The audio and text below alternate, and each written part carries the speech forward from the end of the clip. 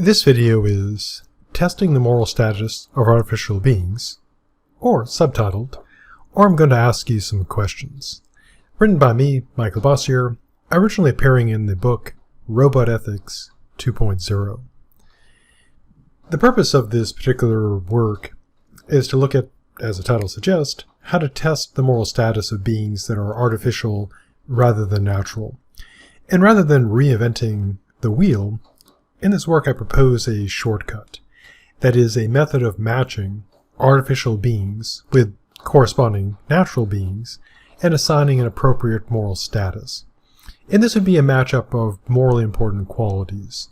For example, if an artificial being matched up with humans properly, it would have comparable moral status to us humans. If an artificial being matched up properly to a squirrel, then it would have the corresponding moral status of a squirrel, but perhaps not be as annoying or prone to chew holes in the side of your house and do other terrible squirrel crimes. Yeah, squirrels and I go way back. They know what they did. So the practical moral challenge here is this, which is to create methods that allow a sensible matchup between these artificial beings and natural beings. At this point, the more complicated artificial beings that would be close to humans are, as far as I know, rather theoretical, waiting for us in the future. Now, one way to do this, which is something that commonly appears in science fiction, and also in real philosophy, are language-based tests that are used to discern the intelligence of language-using artificial beings. And this can be used for comparison to natural beings. Now, the obvious problem is, of course, what about artificial beings that don't have language capabilities? We may, in fact, we have created, robo-pets. There was a robotic dog for a while, and it's easy to imagine various other fairly complicated robotic pets existing in the future. And these may be able to understand, so to speak, follow our commands, but they themselves would probably lack the capacity to use language. So we have to come up with non-language tests that we would use to compare these artificial beings to natural beings. Now, broadly speaking, there are two main approaches to ethics. One is to base ethics on reason, the capacity to think, whatever that might be. And a paradigm of this approach to ethics is Kant's Metaphysics of Morals, in which moral status depends on being rational. The other major approach is based on feeling, which a good example of this would be the utilitarian approach, or at least most utilitarian approaches, such as that taken by John Stuart Mill, in which what gives moral status is the capacity to feel pleasure and experience pain. Now, there are many other approaches to ethics as well, but these are kind of the two big approaches, grounding moral status in reason and grounding moral status in feeling. And so the layout of the paper will be essentially to look at some of the tests that exist today, as well as tests that could be perhaps created in the future. Next, looking at granting moral status, how that might work. And then third, looking at three arguments in favor of a presumption of moral status. As I mentioned before, we already have some tests that exist for discerning intelligence. Not in the sense of like an IQ test, but in the sense of trying to determine if what we sort of vaguely and broadly call intelligence is present. And the established tests are these. The most famous is, of course, the Turing Test. The much earlier and somewhat less famous test is what I like to call the Cartesian Test. The Turing Test works like this. You have three participants. One is a machine, and there are two humans. One human acts as the tester. They're the person that's going to be administering the Turing Test. And this tester communicates with the two subjects, one human, one machine, through text. And the reason they use text is so they wouldn't be able to actually see who or what they're talking to. because seeing them would tend to give it away. And they endeavor to, using the best of their abilities, to determine which is human and which is a machine. And of course, there are requirements like the person has to be, capable of doing this test properly. They have to really be trying, etc. And so if the machine's texting is indistinguishable from that of the human, it would pass the test.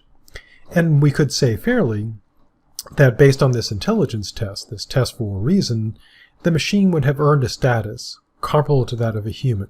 We could make that claim. Now, what about the much earlier but less famous Cartesian test? Well, Descartes' test arose in the context of his discussion of whether animals have minds or not. And for him, the definitive indicator of having a mind, and that would be thinking, is the ability to use what he calls true language. And if something really talks, for real, then it is reasonable to regard it as a thinking being. Now, Descartes was well aware of automated responses. He, envisioned, something that if you would happen to, touch it at a certain place, it would make a particular, response. Essentially, mechanical canned responses. And he considered these mere automated responses, kind of like a Tickle Me Elmo doll. Obviously, I wasn't aware of that, but it'd be something like if you squeezed it, it would say, canned lines. And so I want to distinguish between mere sort of mechanical responses and actual talking. Now, as you might imagine, there can be considerable debate about what exactly would count as true language versus mere mechanical responses. But in general, I think we have kind of an intuitive understanding of the difference. If you've ever interacted with, say, Siri or your Echo, if you have one of those, then as opposed to interacting with another human being, there's kind of a clear difference there. Now, one possible objection would be this. Imagine, if you will, an intelligent being with a language unrecognizable by humans, that we cannot in principle even recognize it. Or perhaps an intelligent being with no language at all. Such a being would not and could not pass the Cartesian test with us giving it, because we wouldn't be able to recognize its language, or might have no language. Though by hypothesis, of course, this being would be intelligent. So how to reply to that? Well, the easy reply is this. The focus of this work is on artificial beings created by us, human beings. And when we construct artificial beings, it seems likely, almost certain, that they would use human languages or languages that we would recognize.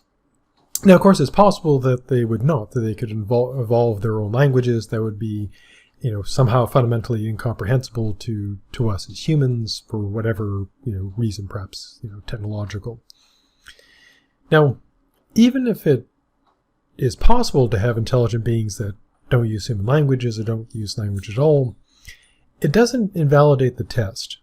And in the worst case scenario, we would be in need of additional behavioral tests to apply. So there could be a workaround. A third possible reply is such a being would simply not be possible. Because what would it be for a being to have a language that we could not possibly, even conceivably, ever recognize as a language? And one could also make the case that how could a being be intelligent yet have no language at all? And again, one could argue against those. One could make like a sci-fi case of the being that speaks a language that no other being can understand except its own kind, or incomprehensible to humans. And you can make a sci-fi scenario and ask people to imagine a being that has no language yet is intelligent. So getting to morality. If an artificial being can match the human capacity to use true language, then this would indicate it possesses reason comparable to a human. And a pretty good case can be made that this gives it title to a moral status analogous to us humans. So what it would be wrong to do to humans in general would be wrong to do to that artificial being. Now, naturally, we have to make some adjustments based on, say, the physical nature. So, for example, not feeding humans or allowing them to have food would be bad. But if you have a machine that doesn't eat, then denying it, snacks would not be wrong because it doesn't need snacks. So what about the metaphysics? Now Descartes regarded his test, his Cartesian language test, as not just testing for intelligence, but also as a metaphysical test, that a being that would pass it would have, or rather be, an immaterial mind. So it would be, a metaphysical test. If you can talk, not only are you intelligent, but that entails that you have a incorporeal substance, a mind. Or again, rather, you are that substance. You are a mind.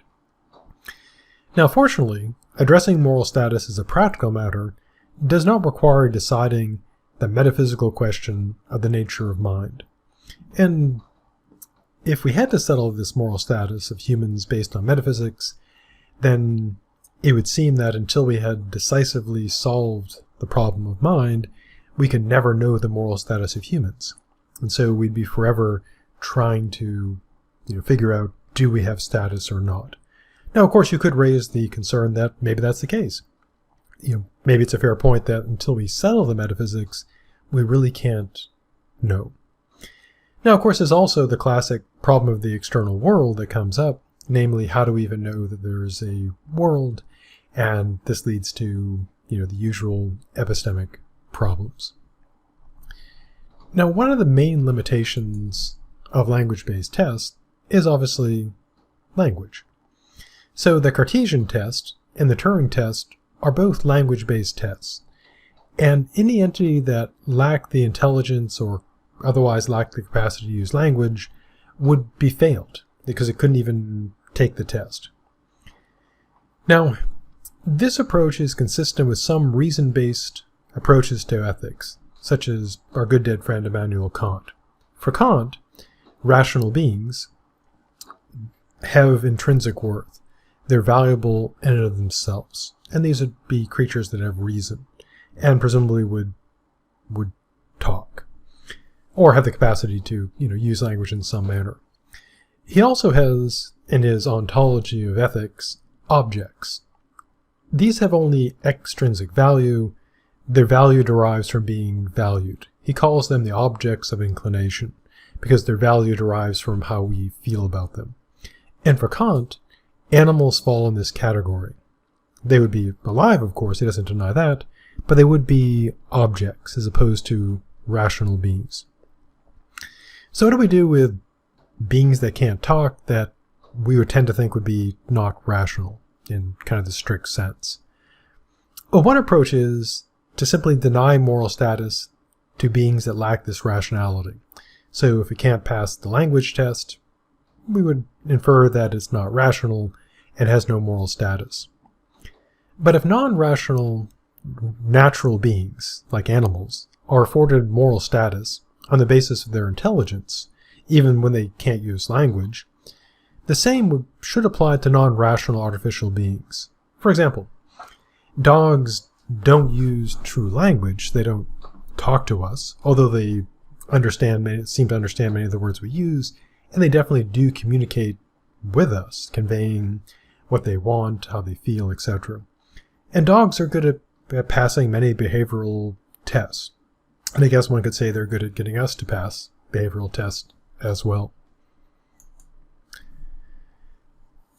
So, what kind of argument can we have against behavioral tests? Well, one of the classic ones is this. A being could pass such a test without really being intelligent. That is to say, it could engage in what we'd think of as intelligent behavior, but not really be intelligent. The famous philosopher John Searle, and again, being a famous philosopher, is like being famous at the Olympic sport of curling. That's a sport, where you throw the stone down the ice and they're sweeping. And there are people in the world who are gold medalists in curling. I have no idea who they are. Likewise, when someone's a famous philosopher, most people outside of philosophy have no idea who they are, except for the big famous dead guys like Plato and Descartes. So John Searle, the famous philosopher, he said that believing a computational model of consciousness to be conscious is analogous to believing that a computational model of rain would actually make people wet. So artificial beings could be granted the same moral status as human beings when they are faking intelligence and not actually entitled to that status.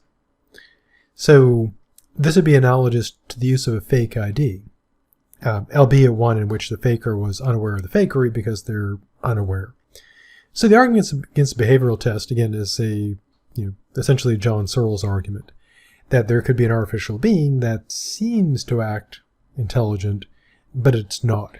It's acting, with a model of intelligence, but not really intelligent, just like the model of a rainstorm or a model of a hurricane wouldn't, soak you and, a wind wouldn't blast out of the computer and, knock you down.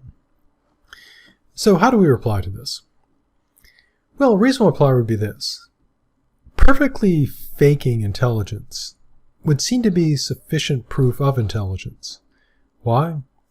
Well, intelligence would seem to be required to fake intelligence, thus providing a somewhat ironic or paradoxical proof of intelligence. To use an analogy, suppose I could fake a skill and perform exactly like someone who had such a skill. And I don't mean just like pretending that I am a medical doctor or pretending I'm a pilot. I mean that I could, if I'm pretending to be a pilot, I could take the controls of a 747, fly it flawlessly, land and take off. Or if I claim to be a medical doctor or a surgeon, it isn't that I'm just I'm pretending to be a surgeon, but you could hand me a scalpel and I could go and perform complex surgeries, do brain surgery, etc. And if I was doing all that, it would seem odd for someone to say, look at him fly that plane, he's faking it. Or if I was doing the surgery correctly, it would be odd to say, he's faking that surgery. Now, of course, if I was like, crash the plane, unable to control it, then yeah, clearly I don't know what I'm doing. Or if I'm just like stabbing someone with a scalpel when I'm saying I'm doing surgery, then I clearly would be pretending. But if I can do the stuff, if I could fake it in a way that I can perform exactly like someone who has that skill, like pilot an airplane or perform surgery, it would be weird to say that I don't have that skill. So another objection. An entity could be indistinguishable from an intelligent being in terms of all possible empirical tests, yet completely lack intelligence. And this is a common tactic in philosophy of mind, to say you could have beings that act just like they're intelligent, but just by hypothesis don't have this. And a pretty good challenge to this objection is this, is to say, okay, could you give me an adequate account of how this would be possible? How would that work? And the trick of philosophical fiat, and fiat is just saying, make it so, would not suffice.